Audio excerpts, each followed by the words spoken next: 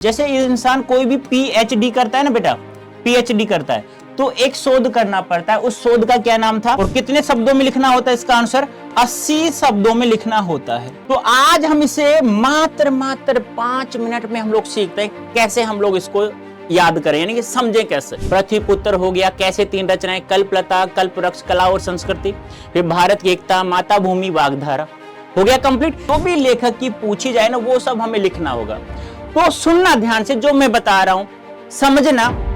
Hello students, आप लोगों के एग्जाम में 5 नंबर का एक सवाल पूछा जाता है और लगभग जो ये सवाल है ना जो आप लोगों को दिख रहा है, ये बार बार हर बार एग्जाम में आता है कि वासुदेव शरण अग्रवाल जी के जीवन परिचय में साहित्यिक उपलब्धियों का उल्लेख करो। और कितने नंबर का बेटा? 5 नंबर का, यानी 5 मार्क्स का। और कितने शब्दों में लिखना होता है? इसका आंसर 80 शब्दों में लिखना होता है। तो आज हम इसे मात्र 5 मिनट में हम लोग सीखते हैं कैसे हम लोग इसको याद करें, यानी कि समझें कैसे। देखो, आप लोगों को याद रखना है जो मैं बता रहा हूं उन चीजों को थोड़ा ध्यान से अच्छे सुनना। ऐसे याद रखना कि सर वासुदेव शरण अग्रवाल जी का जन्म जो होता है, पहले तो आप लोग क्या करेंगे, पहले तो आप लोग ऐसे एक यहां लिख देंगे, ऐसे लेखक एक संक्षिप्त परिचय, एक संक्षिप्त परिचय। ऐसे लिखने के बाद में आप उसका यहां से लिखेंगे पहले तो नाम, कि नाम क्या है? वासुदेव शरण अग्रवाल जी का। फिर कुछ चीजें हैं जैसे जन्म कब हुआ, कहां हुआ। फिर हम लोग बात करें शिक्षा, फिर हम लोग बात करें भाषा, फिर हम लोग बात करें शैली, फिर हम लोग बात करें प्रमुख रचनाएं, फिर हम लोग बात करें निधन। ये मुख्य चीजें तो हमें लगभग जो भी लेखक की पूछी जाए ना वो सब हमें लिखना होगा। तो सुनना ध्यान से जो मैं बता रहा हूं, समझना कि वासुदेव शरण अग्रवाल जी का जो जन्म होता है बेटा वो 1904 ईस्वी में होता है। कहां होता है? खेड़ा गांव, मेरठ जिला, उत्तर प्रदेश। याद हो गया? 1904, खेड़ा गांव, मेरठ जिला, उत्तर प्रदेश।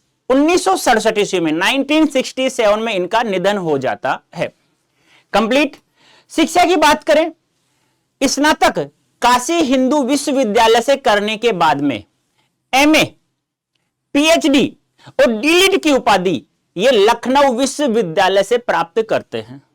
Okay, complete. भाषा की हम लोग बात करें तो खड़ी बोली, परिनिश्चित खड़ी, यानी कि शुद्ध एवं परिनिश्चित खड़ी बोली का प्रयोग करते हैं। शैली की बात करें तो लगभग सभी लेखकों की शैली गवेषणात्मक, उद्धरण, विचार प्रदान, आत्मपरक शैली का प्रयोग करते हैं। याद नहीं रहे तो गवेषणात्मक और व्याख्यात्मक शैली तो ध्यान रखनी है। फिर रचनाएं। अब देखो यहां हम लोग रचनाओं की हम लोग बात करें तो यहां से जो वासुदेव शरण अग्रवाल जी का एक चैप्टर दिया हुआ है हमारे बुक में, राष्ट्र का स्वरूप। राष्ट्र का निर्माण होता है 3 अंगों से, पृथ्वी, जन यानी लोग और संस्कृति। तो ये जो राष्ट्र का स्वरूप था ये कहां से लिया गया था? पृथ्वी पुत्र से। एक तो रचना ये याद होगी, पृथ्वी पुत्र, ठीक है। फिर एक तो होगी पृथ्वी पुत्र, फिर एक हम लोग कै कबूतर से 3 रचनाएं याद करेंगे। एक तो कल्पलता, एक कल्पवृक्ष, एक कला और संस्कृति हो गई। उसके अलावा माता भूमि, वाग्धारा, भारत की एकता, ये कुछ प्रमुख रचनाएं याद रखनी, जैसे पृथ्वी पुत्र हो गया, कैसे 3 रचनाएं, कल्पलता, कल्पवृक्ष, कला और संस्कृति, फिर भारत की एकता, माता भूमि, वाग्धारा, हो गया कंप्लीट। ये चीजें आप लोगों को ध्यान में रखनी होंगी। और निधन मैं बता चुका हूं 1967 में। ये चीजें लिखनी, बस आप लोगों को कुछ भी नहीं लिखना। जैसे ऐसे लिखना है आप लोगों को कि जन्म, नाम क्या है? वासुदेव शरण अग्रवाल जी, लिख देंगे पूरा। उसके बाद जन्म 1904 ईस्वी में होता है। कहां होता है? अभी बताया मैंने, खेड़ा गांव। कहां होता है बेटा? खेड़ा गांव, मेरठ जिला, मेरठ जिला। और मेरठ जिला कहां पड़ता है बेटा? उत्तर प्रदेश में। कहां पड़ता है? उत्तर प्रदेश में। शिक्षा की बात करें, स्नातक कहां से? काशी हिंदू विश्वविद्यालय से। एमए, पीएचडी कहां से? और डीलिट की उपाधि कहां से प्राप्त की बेटा? लखनऊ विश्वविद्यालय से। याद रखना। भाषा की बात करें तो शुद्ध, ऐसे लिखना है, शुद्ध परिनिष्ठित, परिनिष्ठित एवं परिमार्जित, एवं परिमार्जित, ये नाम आना चाहिए। खड़ी बोली, ये नहीं आएगा तो पूरा सत्यानाश हो जाएगा, मतलब सवाल का आंसर गलत हो जाएगा। फिर शैली की बात करें, सभी की शैली लिखनी है सेम। गुरुजी गवेषणात्मक, विचार प्रदान, व्याख्यात्मक, उद्धरण शैली। रचनाओं की बात करें, एक याद रखना है कि राष्ट्र का स्वरूप कहां से लिया गया बेटा, पृथ्वी पुत्र से। कैसे, 3 रचना याद रखो, कैसे कल्पलता, कैसे कल्पलता याद करो, कैसे कल्पवृक्ष, कैसे कल्पवृक्ष, कैसे कला और संस्कृति, याद हो गई, कैसे कला और संस्कृति। उसके अलावा बेटा भारत की एकता, भारत की बेटा एकता। फिर माता भूमि, और एक रचना और याद रख लो, वाग्धारा, बस काफी है। अब जरूरी नहीं है सभी की सभी रचनाएं लिखो, इसमें 1-2 भूल भी जाओ तो चिंता मत करना बिल्कुल भी, ठीक है। इतना लिखने के बाद में फिर आप लोग उसे थोड़ा सा और बढ़ाकर लिखेंगे, इसी चीज को थोड़ा सा ऐसे, ये लिख दिया इस प्रकार से, जो चीजें मैंने समझाई है सेम चीजें वही लिखी है, यहां पे कुछ अलग नहीं लिखा। फिर ऐसे लिखेंगे वासुदेव शरण अग्रवाल का जीवन परिचय में साहित्यिक उपलब्धियां, फिर वो सेम चीजें आ जाएंगी कि इनका जन्म कहां हुआ, कब हुआ, निधन कब हुआ। फिर इन्होंने, मैंने अभी बताया ना, पीएचडी एमए की उपाधि लखनऊ विश्वविद्यालय से, काशी हिंदू विश्वविद्यालय से बीए किया, एमए किया।